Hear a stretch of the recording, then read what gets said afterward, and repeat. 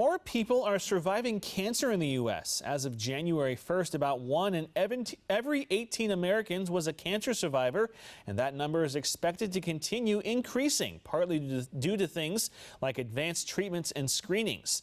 But a study released this week finds your likelihood of surviving cancer may have something to do with where you live. In today's Health Minute, Mandy Gaither has more on so-called ZNA and how researchers say it affects cancer survival.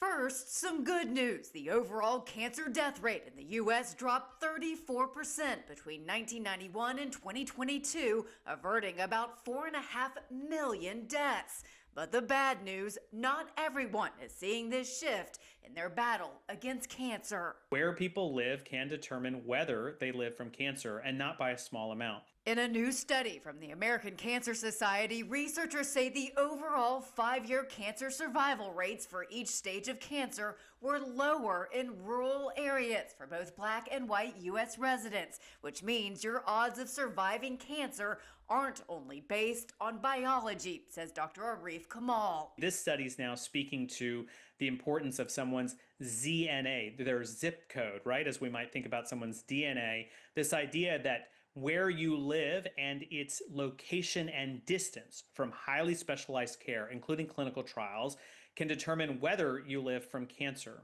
Kamal says the first step in closing the gap is to be aware that there is one and that rural residents may not have access to specialized services like radiation or to surgeons experienced in treating their specific disease. So that means that people are, instead of having to go to cancer care, that cancer care is coming to them. And this looks like a lot of different forms. Smaller cancer centers throughout the country, even home-based cancer care delivery show a lot of promise in how we can close this gap. For Health Minute, I'm Mandy Gaither.